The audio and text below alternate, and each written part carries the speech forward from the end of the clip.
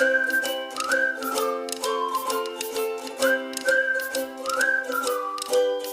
पता है, आपको पता है कि आप इस वीडियो का वेट कर रहे थे, क्योंकि ये इम्पोर्टेंट लेक्चर है जहाँ पे हम पढ़ने वाले हैं image formation by convex lens. तो पहला केस है, जब उसे हम इन्फिनिटी पे रखते हैं तो इमेज कहाँ बनती है? फोकस पे बनती है। जब हम बियॉन्ड सेंटर ऑफ कर्वेचर रखते हैं तो इमेज कहाँ बनती है? बिटवीन F2 एंड C2 बनती है। ठीक है, जब हम उसे एट C1 रखते हैं तो इमेज भी कहाँ बनती है? एट एट एट C2 बनती है। जब हम थर्ड केस पढ़ रहे होंगे, हम देखेंगे जब position of the object between होती है F1, बिटवीन होती है F1 और C1 के, F1 और C1 के, तो जो इमेज बनती है वो बियॉन्ड C2 बनती है। जब हम उसे रखते हैं एट फोकस तो इमेज कैसी बनती है? एट इन्फाइनाइट बनती है। ठीक है, तो ये जितने भी केस हैं इनके बारे में वन बाय वन पढ़ते हैं। पहला केस देखते हैं। या था ये केस हमने पढ़ा था जब हम दिखा देते लेंस कैसा है? कन्वर्जिंग है। तो position of the object at infinity, क्योंकि एट इन्फिनिटी पे है तो देखिए रे हमने कैसी दिखाई है? रे ऑफ लाइट पैरेलल दिखाई हुई है, और आफ्टर रिफ्रैक्शन क्या हो रहा है? सारी की सारी इस पॉइंट F2 से पास कर रही है, तो यहीं पे तो बनेगी इसकी इमेज।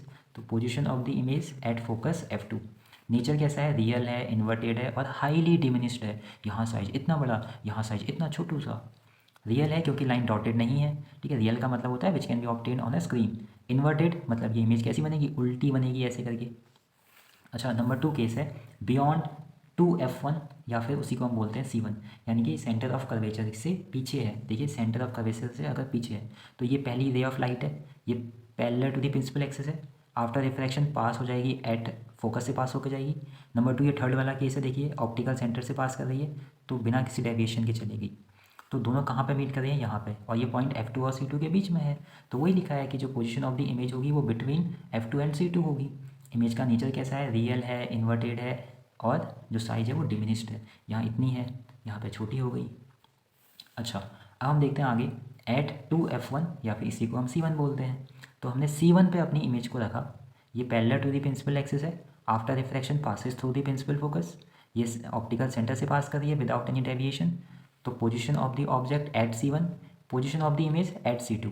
इमेज का नेचर कैसा है? रियल है, इन्वर्टेड है और सेम साइज की है। अच्छा, आपने एक चीज़ नोटिस करी? जैसे जैसे हम इमेज के पास आ रहे हैं, पहले वो कैसी थी? हाईली डिमिनिश्ड, फिर सिर्फ डिमिनिश्ड, अब सेम साइज़ आ गया। आने वाले केसेस में लग रहा है कि साइज़ कहीं इनलार्ज ना हो जाए, और वास्तव में क्या हो जाएगा? बढ़ जाएगा साइज़। आइए देखते हैं केस नंबर थर्ड। अब हमने उसको रख दिया है बिटवीन C1 एंड F1। ठीक है, तो जो इमेज बनी वो कहाँ बनी? Beyond C2। देखिए आप C1 F1 के बीच में रखा, parallel to the principal axis, after reflection passes through the principal focus, optical centre से पास कर रही है विदाउट एनी डेविएशन, तो यहाँ पे इमेज बनी। ठीक है, बियॉन्ड C2। देखिए ये इमेज का साइज है, ये ऑब्जेक्ट का है, तो साइज़ तो बढ़ गया। तो हमने लिखा है nature of the image real, inverted and big. ठीक है, फोर्थ केस है एट फोकस F1। हमने अपने ऑब्जेक्ट को फोकस पे ही रख दिया है, तो ये parallel to the principal axis, after refraction passes through the principal focus. ये case number third, optical centre से, तो ये कहीं पे मिल ही नहीं रही है, तो ऐसा एज्यूम किया जाता है कि ये एट इन्फाइनाइट मिलेंगी। वही हमने यहाँ पे लिख दिया। नेचर कैसा है इमेज का? रियल है, इन्वर्टेड है और हाईली इनलार्ज्ड है। कितनी इनलार्ज है देखिए, हम तो देख भी नहीं पा रहे हैं, इतनी बड़ी इमेज बनेगी। और ये थोड़ा सा अच्छा वाला केस है जहाँ से क्वेश्चन बनते हैं एग्जाम में। ये है जब इमेज को रख दिया जाता है between optical centre and principal focus के बीच में। ठीक है, तो देखिए ये पहली parallel to the principal axis, after refraction passes through the principal focus, और ये देखिए ये ऑप्टिकल सेंटर से पास कर रही है। तो देखिए दोनों डाइवर्ज हो रही है, ये आगे तो कहीं मिलेंगे नहीं, तो हम इनको डॉटेड लाइन से पीछे मिलाते हैं और वो यहाँ पर इंटरसेक्ट कर रही है। तो पोजीशन क्या है इमेज की? On the same side of the lens as the object.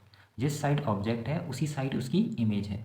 Image का नेचर क्या है? वो वर्चुअल है, यानी कि इसको स्क्रीन पर ऑब्टेन नहीं किया जा सकेगा।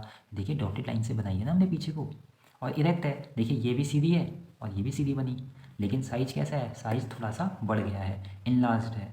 तो ये हमने 5 केस पढ़े हैं किसके? कॉन्वेक्स लेंस के। अब हम देख लेते हैं 2 केस जो कि हैं कॉनकेव लेंस के। ठीक है, ये भी देख लेते हैं, सिर्फ 2 केसेस हैं।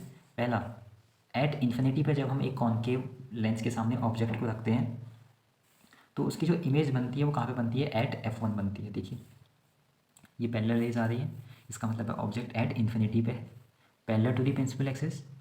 ठीक है, उसके बाद डाइवर्ज हो जाएगी, लेकिन ऐसा अपीयर होगा कि ये F1 से आई थी।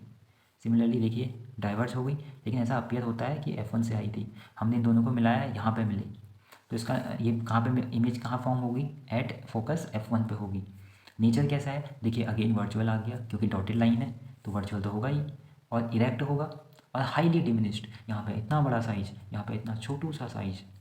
लास्ट केस, केस नंबर 2, जब हम इसे between infinity and optical centre को कहीं पे भी रख दें तो यही हमें मिलेगा।